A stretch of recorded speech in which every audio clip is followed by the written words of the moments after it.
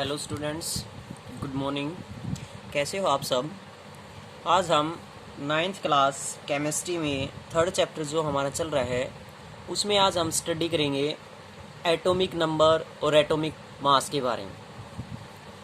तो सबसे पहले एटॉमिक नंबर क्या होता है। एटॉमिक नंबर पता होने से पहले हमें पता होना चाहिए कि एक एटम क्या होता है। एटम क्या होता है हम स्टडी कर भी चुके हैं। Atom is the smallest particle of an element। किसी भी एलिमेंट का स्मॉलेस्ट पार्टिकल्स क्या होता है कि एटम होता है। विच मे और may not be freely exits.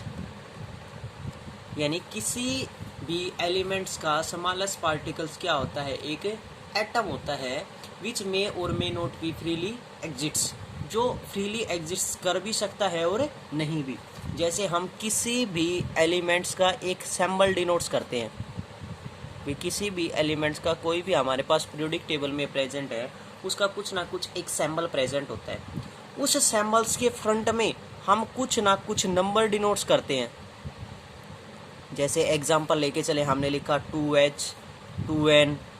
Chemical reaction में हम इस प्रकार स्टडी करते हैं तो वो हमारे पास क्या होता है एक एटम्स को डिनोट्स करता है, यानी नंबर ऑफ एटम्स को डिनोट्स करता है कि उस एलिमेंट्स में कितने नंबर ऑफ एटम्स प्रेजेंट है।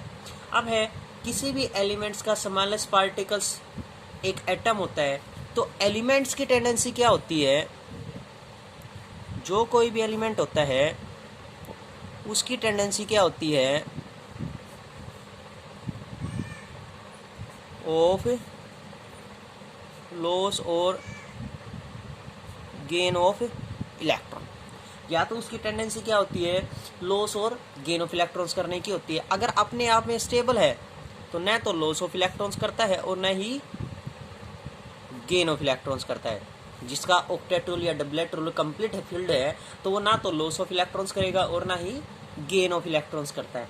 लेकिन एलिमेंट्स की टेंडेंसी क्या है लॉस और गेन करने की हम मेजर करते हैं। तो उसमें क्या है जो एलिमेंट लॉस और गेन ऑफ इलेक्ट्रॉन्स कर रहा है उसके रिप्रेजेंटेशन में उसके अनुसार हर एक एलिमेंट्स का कुछ ना कुछ क्या प्रेजेंट होते हैं। एलिमेंट में नंबर ऑफ प्रोटॉन प्रेजेंट होते हैं, नंबर ऑफ इलेक्ट्रॉन प्रेजेंट होते हैं and number of neutron present होते हैं। क्या प्रेजेंट होते हैं elements is the combinations of number of proton electrons and neutron. या जो कोई भी एलिमेंट होता है उसके कुछ ना कुछ तो नंबर भी प्रेजेंट होता है, नंबर ऑफ प्रोटॉन्स भी होते हैं, इलेक्ट्रॉन्स भी होते हैं और न्यूट्रॉन भी होते हैं। तो जिस एलिमेंट्स में जितने नंबर ऑफ प्रोटॉन प्रेजेंट होते हैं वही क्या होता है उसका एटॉमिक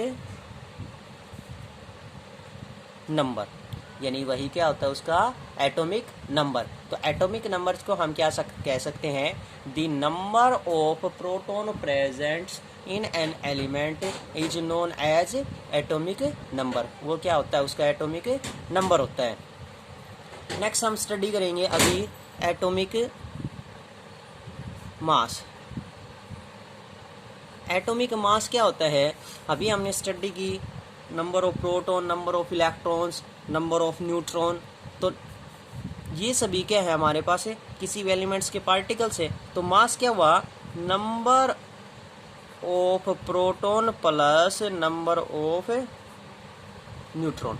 यानी जो कोई भी एक एलिमेंट प्रेजेंट है उसमें जितने भी नंबर ऑफ प्रोटॉन प्रेजेंट है या जितने भी नंबर ऑफ न्यूट्रॉन प्रेजेंट है वही क्या होता है उसका एटॉमिक मास, यानी उसका क्या होता है मास प्रेजेंट होता है।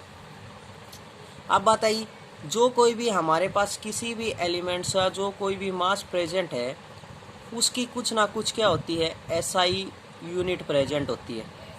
यानी SI unit standard international unit present होती है जिसको हम डिनोट करते हैं IUPAC, international union of pure and applied chemistry के अनुसार। यानी वो यूनिट्स क्या है हमारे पास इन 1961 में एक साइंटिस्ट हमारे पास प्रेजेंट हुआ था जिसने यूनिवर्सली क्या डिनोट्स किया था कि जो कोई भी हमारे पास एक कार्बन प्रेजेंट है, the mass of carbon equal to the exactly 1/12 of the mass of the atoms of carbon 12। यानी जिस किसी का भी हम एक मास यूनिट लेके चलते हैं वो कार्बन्स के 1/12 मास के इक्वलेंट प्रेजेंट होती है।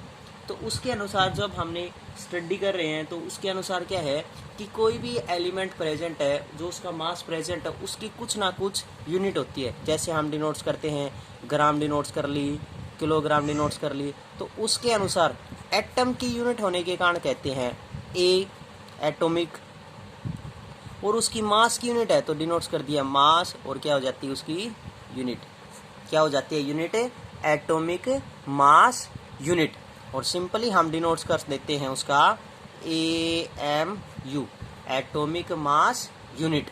अगर हम सिंपली जैसे मान लीजिए एक हाइड्रोजन का सैंपल लेके चलते हैं तो हाइड्रोजन का एटॉमिक नंबर हुआ 1, एटॉमिक मास हुआ 1, तो क्या लिखेंगे हम, atomic mass of hydrogen is equal to 1 AMU, atomic mass unit.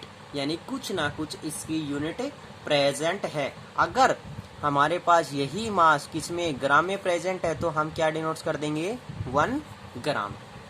तो क्या क्या हो जाएगी, ग्राम एटॉमिक मास यूनिट। अगर किसी का मास ग्राम में प्रेजेंट है तो उसको हम कहेंगे ग्राम एटॉमिक मास यूनिट। अगर वही मास किलोग्राम में प्रेजेंट है तो क्या कहेंगे, किलोग्राम एटॉमिक मास यूनिट। क्या हो जाएगा, किलोग्राम एटॉमिक मास यूनिट।